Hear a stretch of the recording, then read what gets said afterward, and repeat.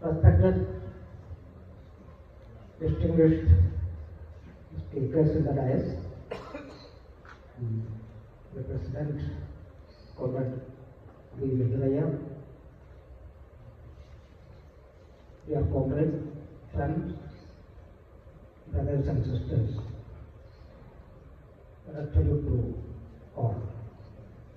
ವೇದಿಕೆ ಮೇಲಿರುವಂತಹ ಎಲ್ಲ ಗೌರವಾನ್ವಿತ ಅತಿಥಿಗಳೇ, ಕಾರ್ಯಕ್ರಮದ ಅಧ್ಯಕ್ಷತೆ ವಹಿಸಿರುವಂತಹ ರುದ್ರಯ್ಯನವರೇ, ಈ ಕಾರ್ಯಕ್ರಮದಲ್ಲಿ ಭಾಗವಹಿಸಿರುವಂತಹ ಸಂಗಾತಿಗಳೇ, ಅಕ್ಕ ತಂಗಿಯರು ಮತ್ತು ಅಣ್ಣ ತಮ್ಮಂದಿರು, ನಿಮ್ಮೆಲ್ಲರಿಗೂ ಒಂದು ಕ್ರಾಂತಿಕಾರಿ ಶುಭಾಶಯವನ್ನು ನಾನು ಕೋರ್ತಿದ್ದೇನೆ. Today, September 27, from Kerala to Punjab, more than 15 states, People's Convention against fascism, against RSS fascism, against corporate fascism, and for the democracy, to save democracy and constitution. There are various type of gatherings and conventions and this kind of seminars are organizing today. ಬಹಳ ಮುಖ್ಯವಾಗಿ ಇವತ್ತು September 27, ಕೇರಳದಿಂದ ಪಂಜಾಬಿನವರೆಗೆ ಎಲ್ಲ ರಾಜ್ಯಗಳಲ್ಲಿ ಈ fascist ವಿರೋಧಿ ಸಮಾವೇಶಗಳು, ಜನತಾ ಸಮಾವೇಶಗಳು ಇವತ್ತು ನಡೀತಾ ಇದೆ. ಈ ಫ್ಯಾಸಿಸ್ಟ್ RSSನ ಫ್ಯಾಸಿಸ್ಟು, ಕಾರ್ಪೊರೇಟ್ ಫ್ಯಾಸಿಸ್ಟ್ ಅಂದರೆ ಕಾರ್ಪೊರೇಟ್ ಫ್ಯಾಸಿಸ್ಟು, ಈ ಎಲ್ಲ ಫ್ಯಾಸಿಸ್ಟ್ಗಳು ತನ್ನದಾದಂಥ ಕಾರ್ಯಯೋಜನೆ ಮೂಲಕ ಇವತ್ತು ದೇಶಾದ್ಯಂತ ಹಲವಾರು ಕಾರ್ಯಕ್ರಮಗಳು ತಮ್ಮದಾದಂಥ ರೀತಿಯಲ್ಲಿ ಸಂಘಟಿಸಲಾಗಿದೆ. Today, September 27 is the 100th formation day of the largest and longest running fascist organization in the world, RSS.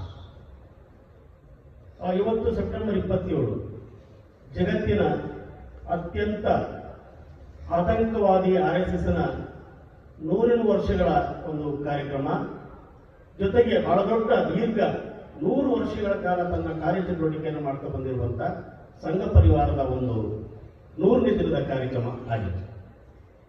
In this 100 ವರ್ಷದ ಕಾರ್ಯಕ್ರಮ. In this conventions and gathering,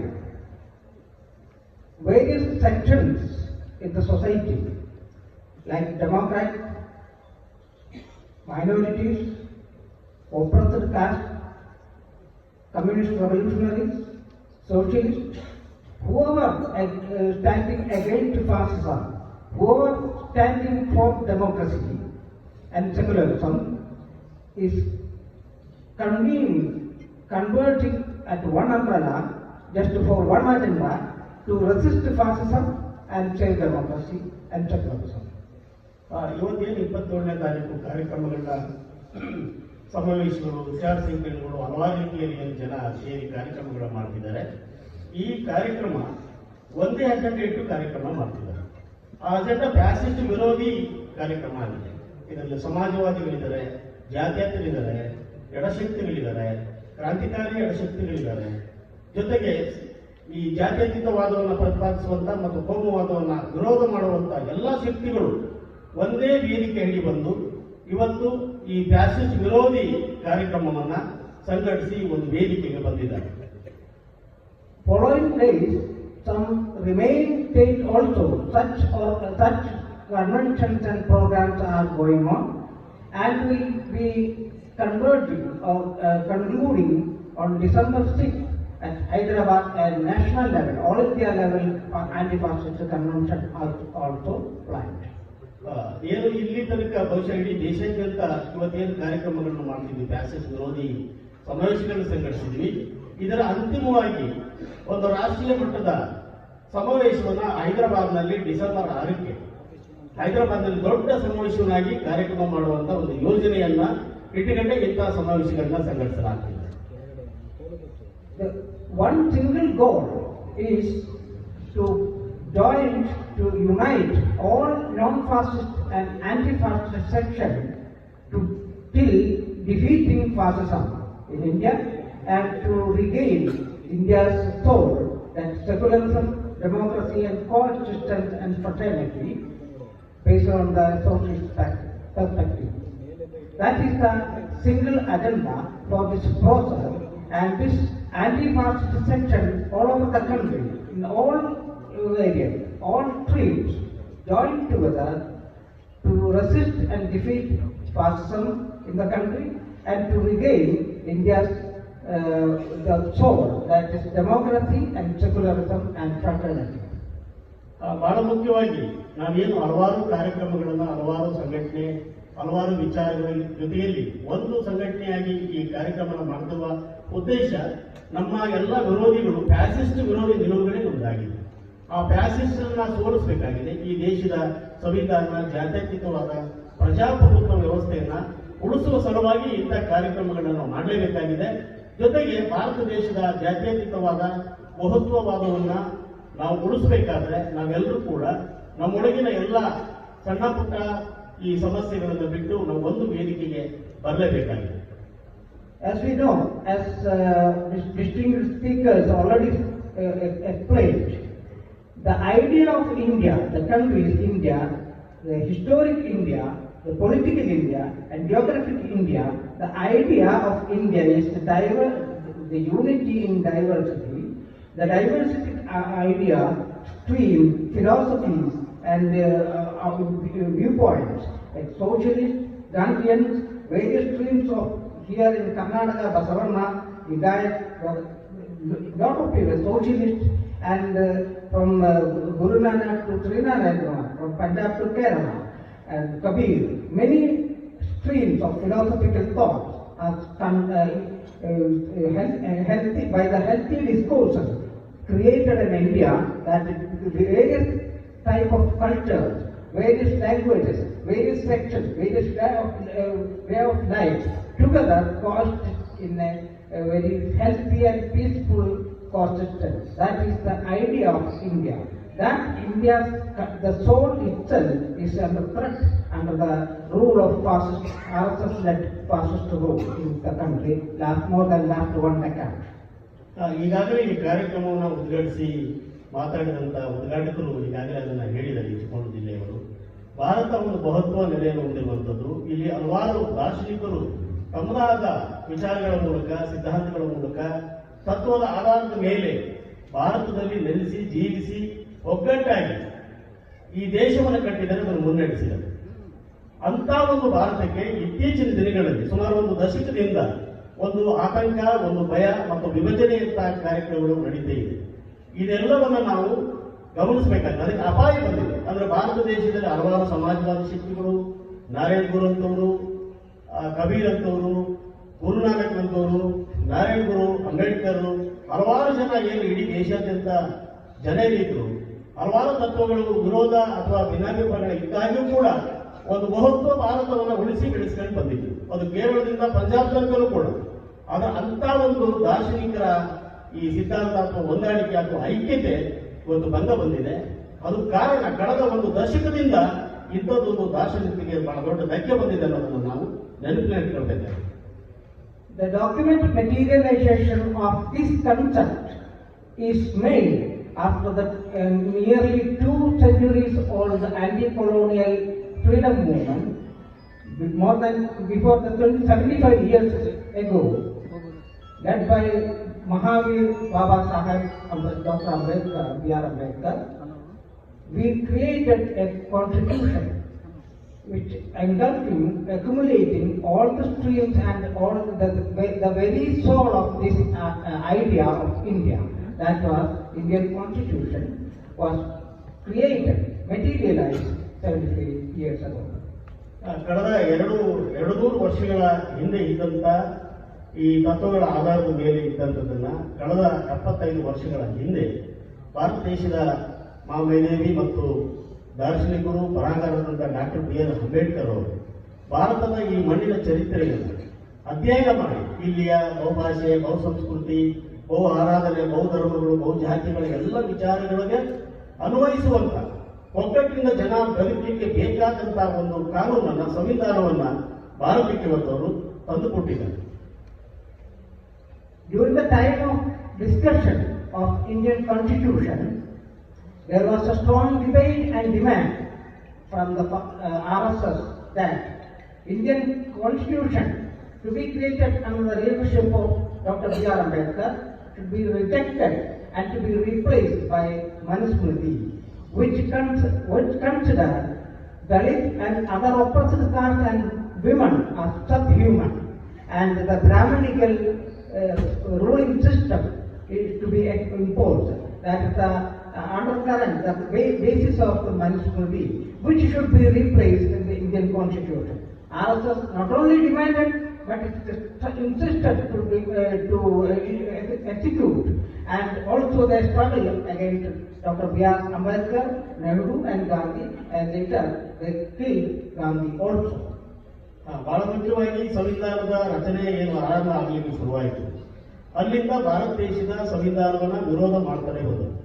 doctor B R Ambedkar ಅವರು ಭಾರತ ದೇಶದ ಸಂವಿಧಾನವನ್ನ ನಿರ್ಮಾಣ ಮಾಡುವಾಗ ಈ ದೇಶದ ಬ್ರಾಹ್ಮಣವಾದಿಗಳು ಅವರ ಬೇಡಿಕೆ ಏನಿತ್ತಂದ್ರೆ ಸಂವಿಧಾನದ ಒಳಗೆ ಮನುವಾದವನ್ನು ಸೇರಿಸಲೇಬೇಕು, ಮನುವಾದ ಈ ದೇಶದೊಳಗೆ ಈ ಸಂವಿಧಾನದೊಳಗೆ ಬರಬೇಕು ಅನ್ನೋ ವಾದವನ್ನು ಪ್ರತಿಪಾದಿಸುತ್ತಾನೆ ಅವರು. ಆದರೆ ಅಂಬೇಡ್ಕರ್ ಅವರು ಈ ಮನುವಾದ ಏನು ಆಳ್ವಿಕೆ ಮಾಡ್ತಿತ್ತು ಅಥವಾ ಮನುವಾದದ ನಿರ್ದೇಶನದಂತೆ ರಾಜಕೀಯ ಕಾರ್ಯಚಟುವಟಿಕೆಗಳು ಏನು ದೇಶದಲ್ಲಿ ಆಗ್ತಾ ಇತ್ತು ಅದಕ್ಕೆ ವಿರುದ್ಧವಾಗಿ ಒಂದು ಪ್ರಜಾಪ್ರಭುತ್ವ ವ್ಯವಸ್ಥೆಯನ್ನು ನಿರ್ಮಾಣ ಮಾಡಬಹುದಾದಂತ ಅಂಶವನ್ನ ಈ ದೇಶದ ಸಂವಿಧಾನದಲ್ಲಿ ಸೇರಿಸಿದ್ರು. ಅಂದ್ರೆ ಮನುಧರ್ಮದ ಬದಲಿಗೆ ಪ್ರಜಾಪ್ರಭುತ್ವ ಮತ್ತು ಸರ್ವರು ಬದುಕಲಿಕ್ಕೆ ಬೇಕಾದಂತ ರೂಪುರೇಷೆಗಳನ್ನ ಸಂವಿಧಾನದಲ್ಲಿ ತರುವುದರ ಮೂಲಕ ಈ ಮನುವಾದವನ್ನ ಕಿತ್ತಾಕ್ಲಿಕ್ಕೆ ಅಂಬೇಡ್ಕರ್ ಪ್ರಯತ್ನನ ಸಂವಿಧಾನ ಮೂಲಕ ಮಾಡಿದ್ರು. ಅಸ್ಮಾತ್ರ ಅಲ್ಲ, ಈ ಮನುವಾದದ ಪ್ರಕಾರ ದಲಿತರು ಮತ್ತು ಮಹಿಳೆಯರನ್ನ ಮಾನವೀಯತೆಯಿಂದ ಮನುಷ್ಯರಾಗಿ ನೋಡ್ತಿರ್ಲಿಲ್ಲ ಮನುಧರ್ಮ. ಆದರೆ ಸಂವಿಧಾನದ ಮೂಲಕ ಎಲ್ಲರನ್ನ ಮನುಷ್ಯರಂತೆ ಪರಿಗಣಿಸಲಿಕ್ಕೆ ಮನುವಾದದ ಬದಲಿಗೆ ಸಂವಿಧಾನವನ್ನ ಬರೆಯುವುದರ ಮೂಲಕ ಮನುವಾದ ಇವತ್ತು ಬದಲಿ ಸೈಡಿಗೆ ಹೋಗಿ ಅದರ ಬದಲಿಗೆ ಪ್ರಜಾಪ್ರಭುತ್ವ ಮತ್ತು ಸಂವಿಧಾನವನ್ನು ಅಂಬೇಡ್ಕರ್ ಅವರು ಕರೆಕ್ಟ್ ಆದಂತಹ ಸಂವಿಧಾನ ದೇಶಕ್ಕೆ ನೀಡಲಿಕ್ಕೆ ಸಾಧ್ಯ ಆಗಿದೆ. We know that when fascist rule first manifested in the world during the 1920s, it started to the world, and later many other countries and many other formats. The common basis, material basis of fascism is the capital rule, the brutal dictatorship of capital, brutal dictatorship of finance capital, that is today's corporate finance capital. In India also, under the leadership of, under the hegemony of RSS, the Sangha Parvar Modi-led government in the center and with a double engine in various states, the basic of material basis of fascism in India also is the brutal dictatorship of corporate finance capital, the rule of Modani, Adani and Ambani like super rich and corporate in the country and the world is ruling on behalf of the corporate over the 90% of the common people. That is also happening in India too. 1920ರಲ್ಲಿ ಆರಂಭ ಆದಂತಹ ಈ fascist ಒಂದು ಆಡಳಿತ ವ್ಯವಸ್ಥೆ ಅಲ್ಲಿಂದ ಆರಂಭಗೊಂಡು ಇಡೀ ಜಗತ್ತಿನ ವ್ಯಾಪ್ತಿ, ಜಗತ್ತಿನ ಹಲವಾರು ದೇಶಗಳು ತನ್ನದಾದ ಬೇರೆ ಬೇರೆ ರೀತಿಯಲ್ಲಿ ಫ್ಯಾಸಿಸ್ಟ್ ಆಡಳಿತ ನೀತಿ ಶುರುವಾಗಿದೆ. ಆದರೆ ಇವತ್ತು ಇಡೀ ಜಗತ್ತಿನಲ್ಲಿ ಬಂಡವಾಳ, ಈ ಹಣಕಾಸು ಬಂಡವಾಳ ಅನ್ನೋದು ಫ್ಯಾಸಿಸ್ಟ್ ಶಕ್ತಿಯನ್ನು ಮುನ್ನಡೆಸುವಂತ ಒಂದು ದೊಡ್ಡ ಶಕ್ತಿ ಇಡೀ ಜಗತ್ತಿನದ್ದು ವ್ಯಾಪಿಸಿದೆ. ಹಣಕಾಸು ಬಂಡವಾಳವೇ ಫ್ಯಾಸಿಸ್ಟ್ ಶಕ್ತಿಯನ್ನು ಮುನ್ನಡೆಸ್ತಿರೋದು. ಭಾರತ ದೇಶವೂ ಕೂಡ ನರೇಂದ್ರ ಮೋದಿ ಸರ್ಕಾರ ಇವತ್ತು ಏನು ಪಾಲಿಸಿಗಳನ್ನು ಮಾಡ್ತಾ ಇದೆ ಅದು ಹಣಕಾಸು ಬಂಡವಾಳದ ರೀತಿ. ಹಣಕಾಸು ಬಂಡವಾಳದ ನೆರವಿನಿಂದಲೇ ಅದು ತನ್ನ ಕಾರ್ಯಚಟುವಟಿಕೆಯನ್ನು ಮಾಡ್ತಿದೆ. ಆ ಭಾಗವಾಗಿ ನಾವು ಭಾರತ ದೇಶದಲ್ಲಿ ಅದಾನಿ, ಅಂಬಾನಿ ಮತ್ತೆ ಕಾರ್ಪೊರೇಟ್ ಅಂತವ್ರನ್ನ ನಾವು ನೋಡ್ತಾ ಇದ್ದೀವಿ. ಸೊ ಆ ಕಾರಣದಿಂದ ಫ್ಯಾಸಿಸ್ಟ್ನ ಭಾರತ ದೇಶದಲ್ಲಿ ಇವತ್ತು ನರೇಂದ್ರ ಮೋದಿ ಸರ್ಕಾರ ಅಥವಾ ಸಂಘ ಪರಿವಾರದ ಶಕ್ತಿಗಳಿಗೆ ಒಂದು ತಾಕತ್ತು ಬೆಂಬಲ ಆಗ್ತಿರುವ ಹಣಕಾಸು ಬಂಡವಾಳ. ಇದನ್ನು ನಾವು ಅರ್ಥ ಮಾಡ್ಕೊಳ್ಬೇಕು.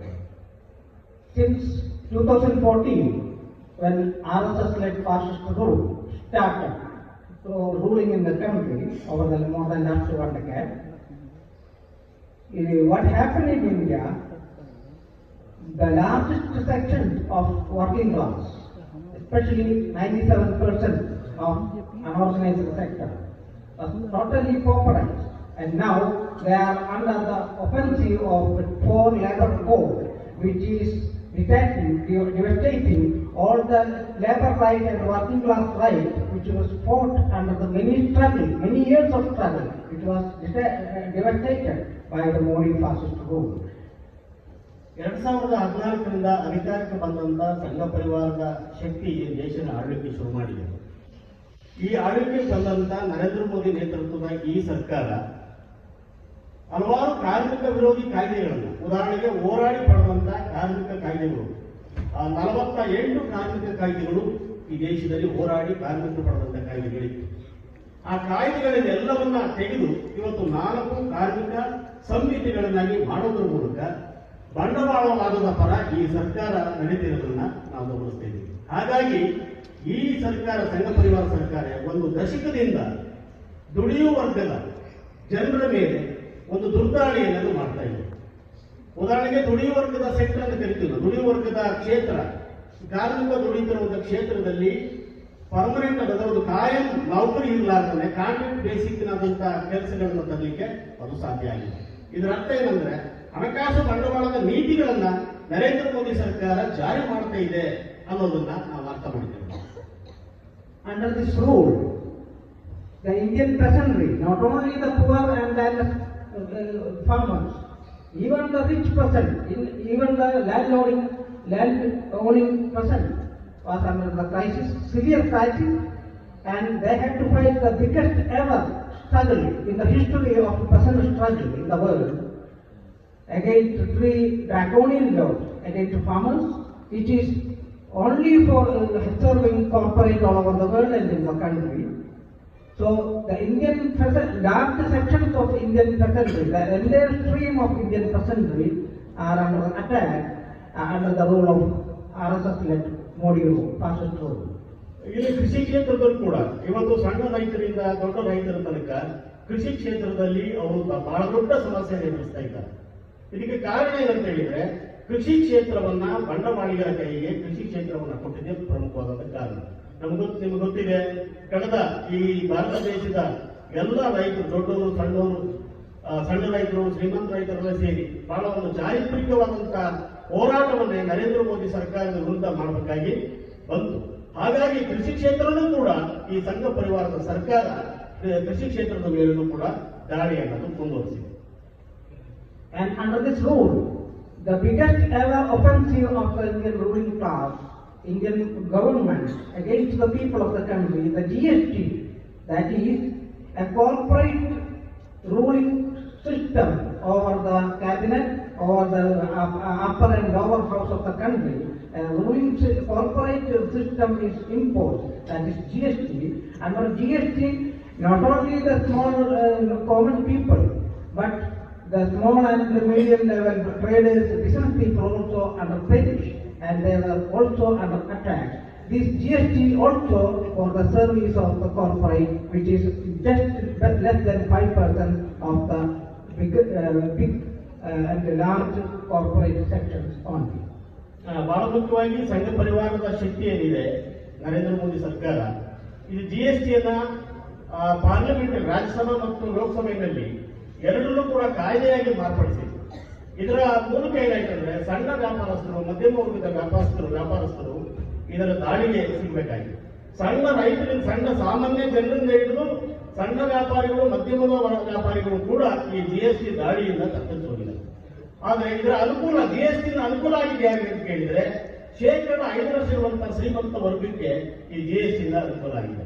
ಹೀಗಾಗಿ ವ್ಯಾಪಾರ ಕ್ಷೇತ್ರವನ್ನು ಕೂಡ ಸಂಘ ಪರಿವಾರದ ಸರ್ಕಾರಗಳು ಬಿಟ್ಟಿವೆ. Under this rule, there was the state is attacked as a surgical strike against its own people, like an organized loot of the state for the corporate over the people of the country, sucking the blood of the common man. That was the not burning, demonetization.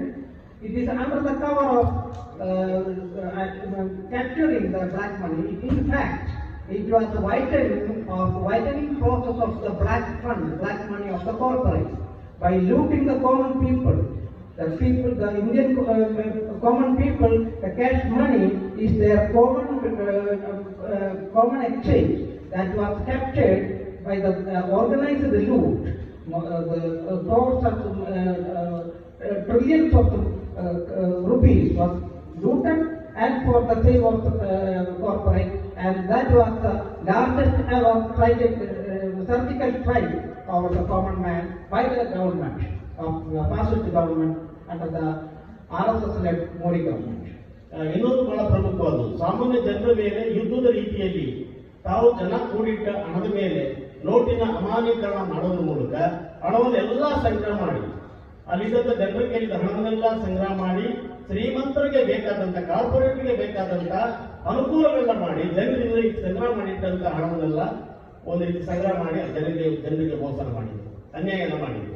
ಇದು ಈ ಅನ್ಯಾಯ ಮಾಡಿದ ಹಣದಿಂದ ಇವತ್ತು ಕಾರ್ಪೊರೇಟ್ಗೆ ಬೇಕಾದಂತ ಅನುಕೂಲಗಳನ್ನು ಮಾಡುವ ಸಲುವಾಗಿ ನೋಟ್ ಅಮಾನ್ಯೀಕರಣ ಅನ್ನೋದು ಒಂದು ರೀತಿ ಸರ್ಜಿಕಲ್ ದಾಳಿ. ಈ ಯುದ್ಧದ ರೀತಿಯಲ್ಲಿ ಜನರ ಮೇಲೆ, ಸಾಮಾನ್ಯ ಜನರ ಮೇಲೆ ಈ ಸಂಘ ಪರಿವಾರದ ಆಡಳಿತ ನೀತಿ ಮಾಡಿದ್ದನ್ನು ನಾವು ನೆನಪಿಡಬೇಕಾಗಿದೆ. So, what is the social base of the fascism? When a fascist rule is ruling for just less than 5% of the people against 95% of the common man, what should be the social base of the fascist rule? It is called majoritarianism.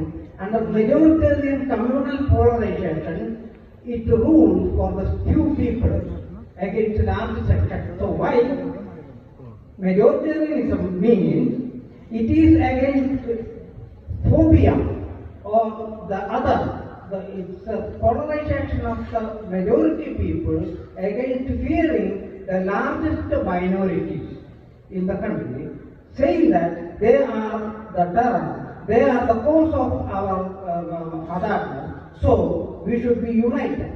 This is under the fake polarization, attacking against minorities and giving the social basis for the minority, the very minute minority of the people, the rich, super rich.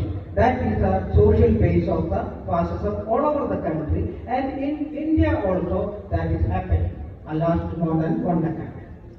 ಕಳೆದ ಇಲ್ಲಿ ಒಂದು ಸಾಮಾಜಿಕ fascist ನೀತಿ ಏನಾಯ್ತಂದ್ರೆ, ಬಹುಸಂಖ್ಯಾತರ ಹೆಸರಿನಲ್ಲಿ ಸಣ್ಣ ಅಲ್ಪಸಂಖ್ಯಾತರನ್ನ ಎದುರಿಸುವಂತ, ಅವರನ್ನ ನಿಯಂತ್ರಣ ಮಾಡುವಂತ ಒಂದು ಪ್ರವೃತ್ತಿಯನ್ನ ಸಂಘ ಪರಿವಾರ ಶಕ್ತಿಗಳು ಮಾಡಲಿಕ್ಕೆ ಶುರು ಮಾಡಿದೆ.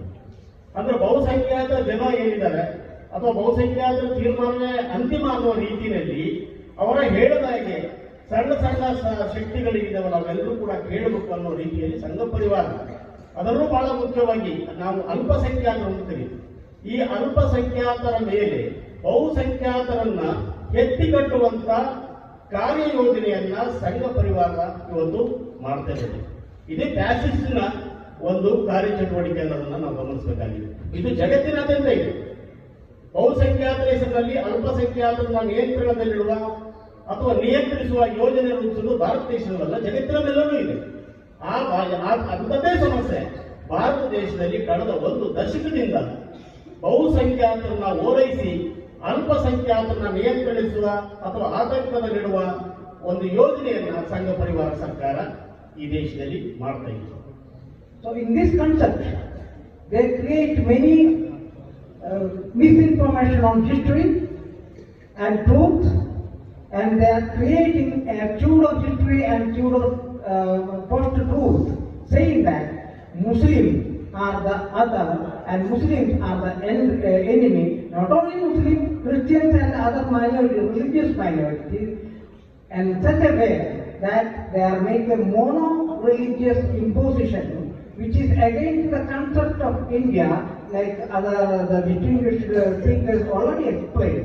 In India, there are various streams of philosophies, religious thought, and cultural thought, and linguistic orientation. That is India, with multiple religion, multiple language, multiple streams of culture, multiple streams of way of thought of life, and way of life. This was India, and against this Indian concept, the very principle, very root of India, they are cutting across and making a mono-religion and majoritarian politics and imposing other attack on the minority and other languages, other culture, and making one India, one language, one nation, one religion, one caste, that is upper Brahmanic ruling system. That imposition of Hindutva, that is the essence of Hindutva, as explained in the documents of the Savarkar and Golwalkar, like the superhead of RSS fascist organization 100 years ago, and that is still now in a political reality by imposing the country, and in a maddening pace. The RSS-led Modi government, Sangha Parivar government is maddening pace going to material Hindu Rashtra and declaring Hindu Rashtra after the completion of its 100th year. ಬಹಳ ಮುಖ್ಯವಾಗಿ ನಾವು ಗಮನಿಸ್ತಾ ಇದ್ವಿ, ಭಾರತ ದೇಶದ ಸ್ವತಂತ್ರ ಚಳವಳಿಯ ಚರಿತ್ರೆ ಸಾಂಸ್ಕೃತಿಕವಾಗಿ, ಸಾಮಾಜಿಕವಾಗಿ, ರಾಜಕೀಯ ವಿಚಾರಗಳನ್ನ ವಿಕೃತಗೊಳಿಸುವಂತ ಕೆಲಸವನ್ನ ಸಂಘ ಪರಿವಾರ ಮಾಡ್ತಾ ಇದೆ. ನಮ್ಮೆಲ್ಲರಿಗೂ ಗೊತ್ತಿದೆ, ಭಾರತ ಒಂದು ಬಹುಭಾಷೆಯ, ಬಹುಲಿಂಗತ್ವವನ್ನು ಹೊಂದಿರುವಂತ, ಬಹು ಸಂಸ್ಕೃತಿಯ, ಬಹುಭಾಷೆಯ, ಬಹುಜಾತಿಯ, ಬಹುಧರ್ಮೀಯ ದೇಶ ಈ ದೇಶ ಆಗಿದ್ರೂ ಕೂಡ ಈಗ ಏನ್ ಮಾಡ್ಲಿಕ್ಕೆ ಶುರು ಮಾಡಿದ್ದಾರೆ ಅಂದ್ರೆ, ಒಂದು ದೇಶ, ಒಂದು ಭಾಷೆ, ಒಂದು ಸಂಸ್ಕೃತಿ, ಒಂದು ರಾಷ್ಟ್ರ, ಒಂದು ರಾಷ್ಟ್ರೀಯತೆ ಹೆಸರಿನಲ್ಲಿ ಬಹುಸಂಖ್ಯಾತರ ಆಧಾರದ ಮೇಲೆ ಭಾರತ ದೇಶ ಅಂದ್ರೆ ಅದು ಬಹು ಭಾರತ ಅಲ್ಲ, ಅದು ಒಂದೇ ಭಾರತ ಅಂತ ಹೇಳಿ ಅದು ಬ್ರಾಹ್ಮಣ ಭಾರತ. ಹಿಂದುತ್ವ ಅಥವಾ ಹಿಂದೂ ಭಾರತ ಅಂದ್ರೆ ಅದು ಬ್ರಾಹ್ಮಣ ಭಾರತವನ್ನ ಹೇರುವಂತ ಕೆಲಸವನ್ನು ಈ ಸರ್ಕಾರ, ಈ ಸಂಘ ಪರಿವಾರದ ಸರ್ಕಾರ ತನ್ನ ಆಡಳಿತ ನೀತಿ ಮೂಲಕ ಇವತ್ತು ಮಾಡ್ತಾ ಇದೆ. ಇವತ್ತಿಗೆ ಬಹುಶಃ ಆ ಕಾಲದಲ್ಲಿ ದಾರ್ಶನಿಕ ವಿಚಾರ ಉದ್ಘಾಟನೆ ಮಾಡಿದಾಗ ಅವರು ಮಾತಾಡ್ತಾ ಹೇಳಿದ್ರು, ಭಾರತ ದೇಶದಲ್ಲಿ ಹಲವಾರು ದಾರ್ಶನಿಕರಿದ್ದರು, ಸಂತರಿದ್ದರು, ಸಾಧುಗಳಿದ್ದರು, ಹಲವಾರು ಬಹುಸಂಖ್ಯಾತರು ಒಟ್ಟಾಗಿ ಐಕ್ಯ ಒಗ್ಗಟ್ಟಿನಿಂದ ಬದುಕಬೇಕಾದಂತಹ ದೇಶ ಇದಾಗಿತ್ತು. ಸಂಘ ಪರಿವಾರ ಅಧಿಕಾರಕ್ಕೆ ಬಂದ ಮೇಲೆ ಜನರನ್ನ ಧಾರ್ಮಿಕವಾಗಿ, ರಾಜಕೀಯವಾಗಿ ವಿಭಜನೆ ಮಾಡ್ತಾ ಇದ್ದಾರೆ. ಇದರ ಜೊತೆಗೆ ಈ ಎಲ್ಲ ಬಹುತ್ವವನ್ನ ಬದಿಗೆ ಸರಿಸಿ ಬಹುರಾಷ್ಟ್ರೀಯದ, ಬಹು ಸಂಸ್ಕೃತಿಯ ಹೆಸರಿನಲ್ಲಿ ಅದನ್ನ ತಿರಸ್ಕಾರ ಮಾಡ್ತಾ ಏಕ ಸಂಸ್ಕೃತಿ, ಧಾರ್ಮಿಕ ಬಹುಸಂಖ್ಯಾತರ ಯಜಮಾನಿಕೆಯನ್ನ, ಏಕ ಸಂಸ್ಕೃತಿ ಅಥವಾ ಏಕ ಧರ್ಮ, ನಿರಂಕುಶ ಧರ್ಮಾಡಳಿತ ವ್ಯವಸ್ಥೆಯನ್ನ, ಅದರಲ್ಲಿ ಹಿಂದುತ್ವ ಮತ್ತು ಬ್ರಾಹ್ಮಣವಾದವನ್ನ ಹೇರುವಂತ ಕೆಲಸವನ್ನ ಈ ಸರ್ಕಾರ ಮಾಡ್ತಾ ಇದೆ. ಬಹಳ ಮುಖ್ಯವಾಗಿ ಧಾರ್ಮಿಕವಾಗಿರುವಂತ ಮುಸಲ್ಮಾನರು, ಕ್ರೈಸ್ತರು, ಇತರೆ ಎಲ್ಲ ಧರ್ಮಗಳೇನಿವೆ ಭಾರತ ದೇಶದಲ್ಲಿ ಅವರೆಲ್ಲ ಅಲ್ಪಸಂಖ್ಯಾತರು. ಅದರ ಬದಲಿಗೆ ಬಹುಸಂಖ್ಯಾತರು ಹಿಂದೂಗಳಿದ್ದಾರೆ ಅನ್ನೋದನ್ನು ಅವರನ್ನ ಸಂಘಟಿಸ್ತಾ ಅವರಿಗೆ ಬೇಕಾದಂತ ಕಾರ್ಯ ಯೋಜನೆಯನ್ನ ರೂಪಿಸ್ತಾ ನಿರಂಕುಶ ಆಡಳಿತ, ಹಿಂದುತ್ವದ ನಿರಂಕುಶ ಆಡಳಿತ ವ್ಯವಸ್ಥೆಯನ್ನ ಜಾರಿಗೆ ಮಾಡುವ ಸಲುವಾಗಿಯೇ ಈ 100ನೇ ವರ್ಷ ಏನು ಅವರು ಇವತ್ತಿಗೆ 100 ವರ್ಷ RSS ನ ಏನು ಹುಟ್ಟಿ ಕಾರ್ಯಕ್ರಮ ಮಾಡ್ತಿದ್ದಾರೆ. ಅವ್ರ ಉದ್ದೇಶ ಏನಿತ್ತು ಅಂದ್ರೆ ಭಾರತವನ್ನು ಒಂದು ಹಿಂದೂ ರಾಷ್ಟ್ರ ಅಂತ ಹೇಳಿ ಘೋಷಣೆ ಮಾಡಲಿಕ್ಕಾಗಿಯೇ ತಮ್ಮ ಕಾರ್ಯ ಯೋಜನೆಯನ್ನು ಅವರು ಸಿದ್ಧಪಡಿಸುತ್ತಿದ್ದಾರೆ ಅನ್ನೋ ಸತ್ಯವನ್ನು ನಾವು ಅರ್ಥ ಮಾಡ್ತೇವೆ. So this is the common, but what is the unique of Indian Hindutva fascism? Its ideological base. What is its ideological base of Hindutva fascism?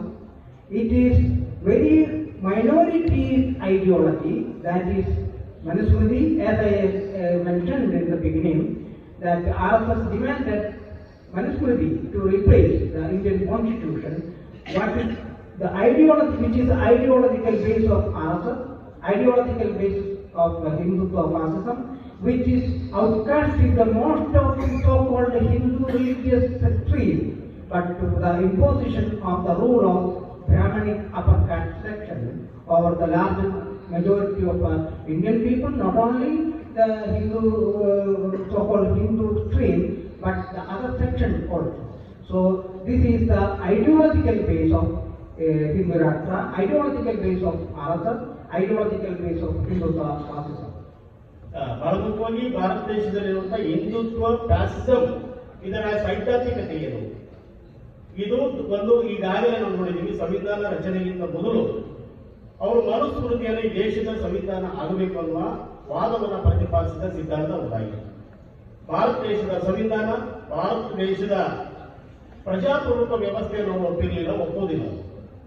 ಅದರ ಬದಲಿಗೆ ಮನುವಾದವನ್ನ ಧರ್ಮದ ಆಧಾರದ ಮೇಲೆ, ಈಗ ಹಿಂದುತ್ವ RSS ನ ಹಿಂದುತ್ವದಲ್ಲಿ ಏನಂದ್ರೆ ಭಾರತ ದೇಶದೊಳಗೆ ಇರುವಂತ ಎಲ್ಲಾ ಕೆಳಜಾತಿಯ ಸಣ್ಣ ಪುಟ್ಟ ಜಾತಿಯ ಎಲ್ಲರೂ ಒಗ್ಗಟ್ಟಲ್ಲ, ಎಲ್ಲರನ್ನ ಸೇರಿಸಿ ಹಿಂದುತ್ವ ಅಂತ ಹೇಳಿದ್ರಿಲ್ಲ. ಇದರ ಅರ್ಥ ಏನಂತ ಹೇಳಿದ್ರೆ RSS ನ ಹಿಂದುತ್ವ ಅಂತ ಹೇಳಿದ್ರೆ ಅದು ಬ್ರಾಹ್ಮಣವಾದ ಮೇಲ್ಜಾತಿ ಮೇಲ್ವರ್ಗದ ಹಿಂದುತ್ವದ ಪ್ರತಿಪಾದನೆ ಅನ್ನೋದನ್ನ ನಾವು ಅರ್ಥ ಮಾಡಿಕೊಳ್ಳಬೇಕಾಗಿದೆ. ಅವರು ಕಳೆದ 100 ವರ್ಷಗಳಿಂದ ಮನುಧರ್ಮವನ್ನ ಭಾರತ ದೇಶದ ಸಂವಿಧಾನವಾಗಿ ಮಾಡಲಿಕ್ಕೆ ಅದನ್ನು ಒಪ್ಪುಗೊಳ್ಳಬೇಕಂತ ಹೇಳಿ ಪದೇ ಪದೇ ಭಾರತ ದೇಶದಲ್ಲಿ ಚರ್ಚೆ ಮಾಡ್ತಿದ್ವಿ. ಆ ಕಾರಣದಿಂದ ಬಹುಸಂಖ್ಯಾತರ ಹೆಸರಿನಲ್ಲಿ ಹಿಂದೂ ರಾಷ್ಟ್ರದ ಘೋಷಣೆಯ ಕಾರ್ಯಯೋಜನೆಯನ್ನು ಅವರು ಸೈದ್ಧಾಂತಿಕವಾಗಿ ಉಳಿದೆಲ್ಲ ಸಿದ್ಧಾಂತಗಳನ್ನ ಜನವಿರೋಧಿ ಅಂತ ಹೇಳ್ತಾನೆ ಹಿಂದುತ್ವವನ್ನ ಸೈದ್ಧಾಂತಿಕ ಸಿದ್ಧಾಂತದ ಆಧಾರದ ಮೇಲೆ ಸಂಘಟನೆಯನ್ನ ಮಾಡ್ತಾ ಬರ್ತಿದ್ದಾರೆ. ಅದೇ ಮೂಲ ಉದ್ದೇಶ. ಹಿಂದುತ್ವ ಅಂದ್ರೆ ಬ್ರಾಹ್ಮಣವಾದ. So under this first rule, under the leadership of RSS, last 1 decade, they were abolishing the very essence of India, which was accumulated in the idea of India accumulated with various stream of thoughts, the very prehistoric, from the beginning, from the prehistoric period itself, Middle Age, and the modern period itself. As distinguished speakers have already explained, various streams of discourse. Through the discourse of healthy discourse, we developed an idea of living, idea of thought in Indian continent from the very beginning. And from Narayana Guru, from Basavanna, centuries old struggle, ideological, social struggle by Basavanna stream in India, Logayada, and many other streams of Kabir and Punjab also, and various Sufi thought, and Muslims also, and other minorities also, not only any section, all the sections contributed for this idea of India. And after that, two centuries old struggle, anti-colonial struggle for the freedom of the country, for the freedom movement, many martyred, many Muslims martyred, many Sikhs martyred, but none of RSS section, but except RSS section, many Indian society, Adivasis, Dalits, lot of sacrifices and struggle and martyrs. Till even Gandhiji, Mahatma Gandhiji also sacrificed his life to resist Indian ideology, Indian idea against RSS thought. So they killed Gandhiji. Nehru fought, Nehru stream fought. Mahatma Ambedkar also fought. His struggle is documented as a constitution also, and many other writings, annihilation of caste also another document. Like this, India developed its idea of living through the many legendary streams, many thought process from the beginning until now it is going on. So, under the leadership of RSS fascist rule during the last 1 decade, they are sabotaging the history, they are sabotaging the very idea of India.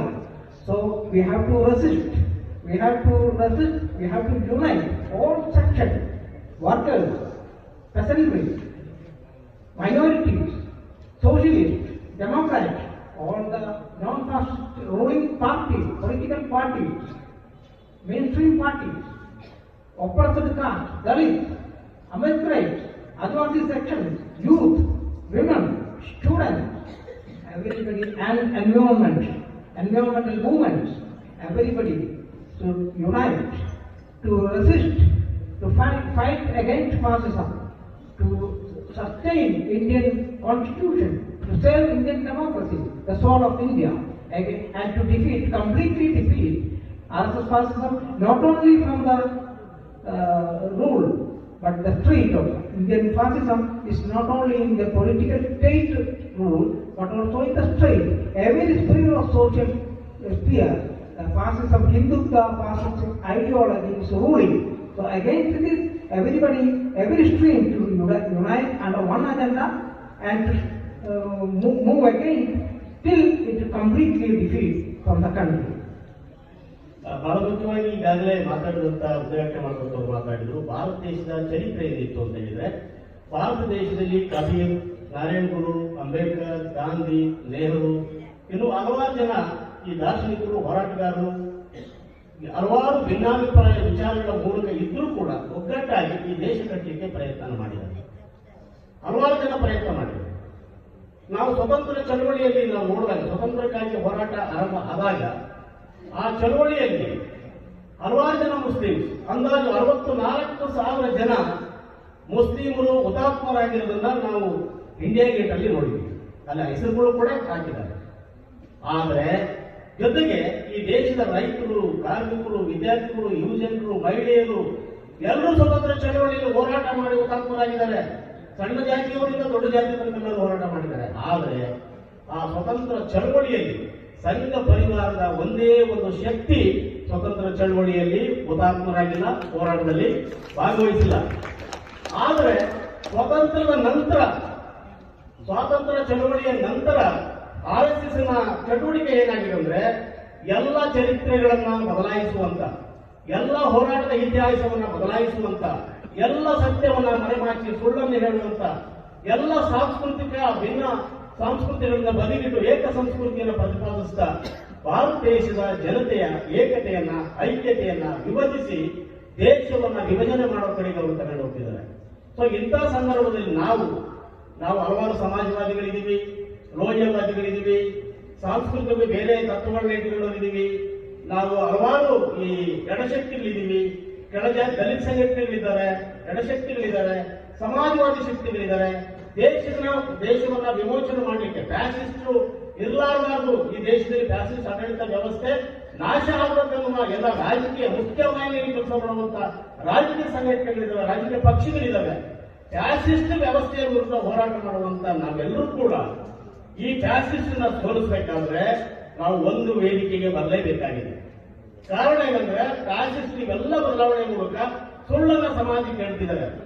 ಇದರ ಹೇಳೋದ್ರ ಮೂಲಕ ಭಾರತ ದೇಶದ ಚರಿತ್ರೆಗೆ ಧಕ್ಕೆ ತರುವಂತ, ಸಾಂಸ್ಕೃತಿಕ ವ್ಯವಸ್ಥೆಗೆ ಧಕ್ಕೆ ತರುವಂತ, ರಾಜಕೀಯ ವ್ಯವಸ್ಥೆಗೆ ಧಕ್ಕೆ ತರುವಂತ ಅವರ ಕಾರ್ಯಯೋಜನೆ ಒಂದೇ ಆಗಿದೆ. ಅದು ಏನಂದ್ರೆ ಹಿಂದುತ್ವ, ಹಿಂದೂ ರಾಷ್ಟ್ರವನ್ನ ಪ್ರತಿಪಾದನೆ ಮಾಡೋದು, ದೇಶವನ್ನು ಘೋಷಣೆ ಮಾಡೋದು. ಹಾಗಾಗಿ ದೊಡ್ಡ ಜವಾಬ್ದಾರಿ ನಮ್ಮ ಮೇಲಿದೆ. ಕಳೆದ ಒಂದು ದಶಕದಿಂದ ಅವರ ಕಾರ್ಯಯೋಜನೆಗಳನ್ನು ನಾವು ಪರಿಶೀಲಿಸಿದಾಗ ಅವರ ಒಂದೇ ಒಂದು ಸದ್ಯದಲ್ಲಿ ಇರುವುದು ಹಿಂದೂ ರಾಷ್ಟ್ರ ಘೋಷಣೆ ಮಾಡೋದು.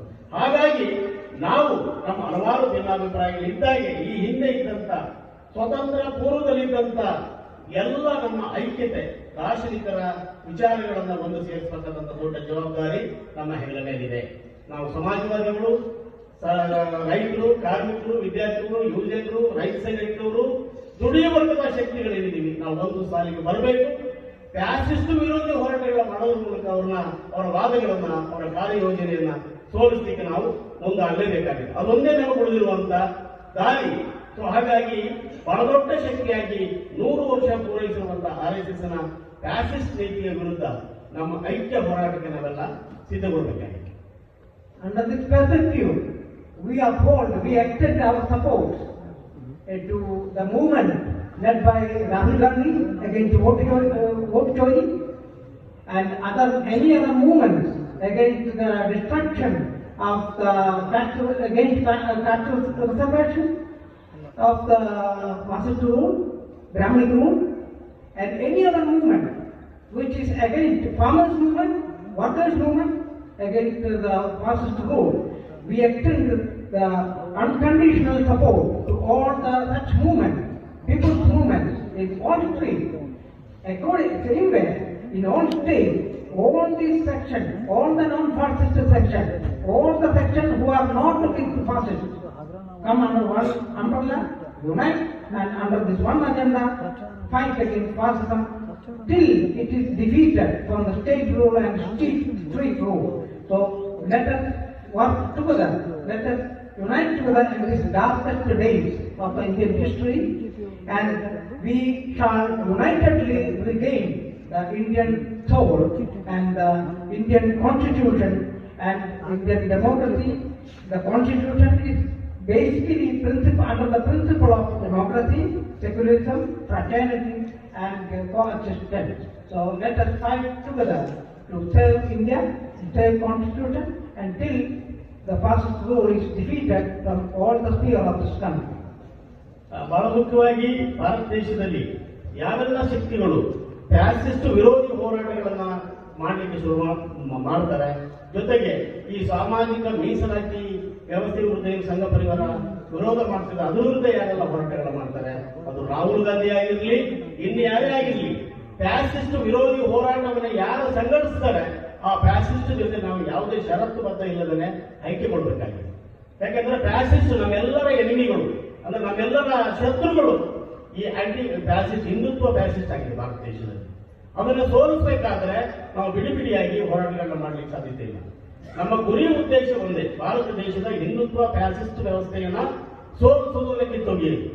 ಅದಕ್ಕಾಗಿ ಯಾರೆಲ್ಲ ನಾವೆಲ್ಲ ನಮ್ಮ ಹಲವಾರು ಭಿನ್ನಾಭಿಪ್ರಾಯ ವಿಚಾರದಲ್ಲಿ ಬೇರೆ ಏನೇ ಇದ್ರೂ ಕೂಡ ನಾವು ಆಯ್ಕೆ ಕೊಡಬೇಕಾಗಿದೆ. ವಿದ್ಯಾರ್ಥಿಗಳು, ಯುವಜನರು ಸೇರಿದಾಗೆ ದೇಶದ ಮುಂದೆ ಇದ್ದಂತ ಭಾರತ ದೇಶದ ದಾರ್ಶನಿಕರ ಅಥವಾ ಭಾರತ ದೇಶದ ಚರಿತ್ರೆಯ ಇತಿಹಾಸವನ್ನ ಉಳಿಸುವುದರ ಮೂಲಕ ಮತ್ತೆ ಜೊತೆಗೆ ನಮ್ಮೆಲ್ಲರ ಈ ಹೋರಾಟ ಕಾರಣ ಏನಂತ ಹೇಳಿದ್ರೆ ಭಾರತ ದೇಶದ ಸಂವಿಧಾನ, ಭಾರತ ದೇಶದ ಪ್ರಜಾಪ್ರಭುತ್ವ, ಭಾರತ ದೇಶದ ಜಾತ್ಯತೀತ ಸಮಾಜವನ್ನ ಉಳಿಸಬೇಕು. ಕಟ್ಟಬೇಕಾದ್ರೆ ನಾವು ಷರತ್ತುಬದ್ಧವಾಗಿ ಈ ಫ್ಯಾಸಿಸ್ಟ್ ವಿರೋಧಿ ಹೋರಾಟಕ್ಕೆ ಕೈ ಜೋಡಿಸಬೇಕು.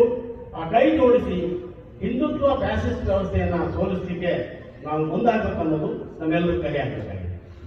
For this goal, I request all the participants here, all the organizations here, and more organizations also expected to join, to make a resolution, not only the state in Karnataka, but all the other 20 states which we are organizing such a conferences or gathering, to have a unitedly fight and make an anti-fascist movement, which is helping also to materializing the All India Anti-Fascist Conference on December 6th at Hyderabad, and make this movement also pressurize all the opposition parties to unitedly stand to defeat the fascist rule and not to divert each other, but to unite together for this purpose. So let us make an all India movement of people, of the oppressed anti-fascist section, and all religion, all caste, oppressed caste, all the other oppressed sections all over the country to unite and make this movement a huge, mighty anti-fascist movement in India, which is only capable to defeat the heavy, the strongest, largest fascist rule in the world, that is Hindutva, RSS-led Hindutva fascism in the country. ನಾನು ಈ ಕಾರ್ಯಕ್ರಮದಲ್ಲಿ ಭಾಗವಹಿಸಿರುವಂತೆಲ್ಲ ಗೌರವಾನ್ವಿತ ಅತಿಥಿಗಳು, ಸಂಘ ಸಂಸ್ಥೆಗಳು ಮತ್ತೆ ಪ್ರಜ್ಞಾವಂತರು ಯಾರೆಲ್ಲ ಬಂದಿದ್ದೀರಿ. ನಿಮ್ಮಲ್ಲಿ ವಿನಂತಿ ಮಾಡ್ಕೊಳ್ಳೋದೇನೆಂದ್ರೆ, ನಾವು ಈ ರೀತಿಯಾದಂಥ ನಮ್ಮ ಹಲವಾರು ಭಿನ್ನಾಭಿಪ್ರಾಯಗಳು ಇದ್ದಾಗಲೂ ಕೂಡ ನಾವೊಂದು ಐಕ್ಯ ವೇದಿಕೆಗೆ ನಾವು ಬರಲೇಬೇಕಾಗಿದೆ. ಈಗಾಗಲೇ ನಾವು ದೇಶಾದ್ಯಂತ ಅಂದಾಜು 20ಕ್ಕೂ ಅಧಿಕ ರಾಜ್ಯಗಳಲ್ಲಿ ಈ ಜನತಾ ಸಮಾವೇಶಗಳು, ವಿಚಾರ ಸಂಕಿರಣಗಳನ್ನ ಏನು ಸಂಘಟಿಸ್ತಾ ಇದ್ದೀವಿ, ಇದರ ಮೂಲಕ ಒಂದು ದೊಡ್ಡ ಜವಾಬ್ದಾರಿ ನಮ್ಮ ಹೆಗಲ ಮೇಲಿದೆ. ಈ ಸಮಾವೇಶ ವಿಚಾರ ಸಂಕಿರಣದಲ್ಲಿ ಒಂದು ನಿರ್ಣಯಗಳನ್ನು ನಾವು ತೆಗೆದುಕೊಳ್ಳಬೇಕಾಗಿದೆ. ಆ ನಿರ್ಣಯ ಏನಂತ ಹೇಳಿದ್ರೆ, ಹಿಂದುತ್ವ ಫ್ಯಾಸಿಸ್ಟ್ ಅನ್ನ ಸೋಲಿಸಲಿಕ್ಕೆ ನಾವೆಲ್ಲ ಒಗ್ಗೂಡ್ತೇವೆ, ಒಗ್ಗೂಡಿ ಹಿಂದೂ ಫ್ಯಾಸಿಸ್ಟ್ ನೀತಿಯನ್ನು ಸೋಲಿಸ್ತೀವಿ ಅನ್ನೋದು. ಅದು ಕರ್ನಾಟಕದಲ್ಲಿ ಮಾತ್ರ ಅಲ್ಲ, ಈಗಾಗಲೇ ದೇಶದ ಸುಮಾರು 20 ರಾಜ್ಯಗಳಲ್ಲಿ ಇವತ್ತು ಏಕಕಾಲಿಕ ಆಂಟಿ ಫ್ಯಾಸಿಸ್ಟ್ ಕನ್ವೆನ್ಷನ್ ಸಮಾವೇಶಗಳು ನಡೀತಿದೆ. ಅಲ್ಲೂ ಕೂಡ ಈ ನಿರ್ಣಯಗಳನ್ನು ತಗೊಳ್ತಾರೆ. ಹಾಗಾಗಿ ಅಂತ ನಿರ್ಣಯಗಳನ್ನು ತಗೊಳ್ಬೇಕು. ಬರೀ ನಿರ್ಣಯ ತಗೊಳ್ಳೋದಲ್ಲ, ಅವಾಗ ಜಾರಿಗೊಳ್ಳಲಿಕ್ಕೆ ಬೇಕಾದಂತಹ ಕಾರ್ಯಯೋಜನೆಯನ್ನ ರೂಪಿಸಬೇಕು. ಸಣ್ಣ ಪುಟ್ಟ ಎಲ್ಲ ಶಕ್ತಿಗಳನ್ನ ಒಂದುಗೂಡಿಸಲೇಬೇಕು. ಒಂದುಗೂಡಿಸಿ ಡಿಸೆಂಬರ್ 6 ಬೆಂಗಳೂರು ಹೈದರಾಬಾದ್ನಲ್ಲಿ ನಡೆಯುವಂತ ಫ್ಯಾಸಿಸ್ಟ್ ವಿರೋಧಿ ದೊಡ್ಡ ಸಮಾವೇಶವನ್ನ ದೇಶದಲ್ಲಿ ಸಂಘಟಿಸಿ ಈ RSS ನ ಹಿಂದುತ್ವ ಫ್ಯಾಸಿಸ್ಟ್ ವಿರುದ್ಧ ಒಂದು ದೊಡ್ಡ ಶಕ್ತಿಶಾಲಿ ಪ್ರತಿರೋಧವನ್ನು ಒಡ್ಲಿಕ್ಕೆ ದೇಶದಲ್ಲಿ ಒಂದು ಸಂಘಟನೆಯನ್ನು ಕಟ್ಟಲೇಬೇಕಾಗಿದೆ. ಆ ಪ್ರಯತ್ನ ಮಾಡಬೇಕಂತೇಳಿ ನನ್ನ ಕಳಕಳಿಯ ವಿನಂತಿಯಾಗಿದೆ. ಎಲ್ಲರಿಗೂ ಧನ್ಯವಾದಗಳು.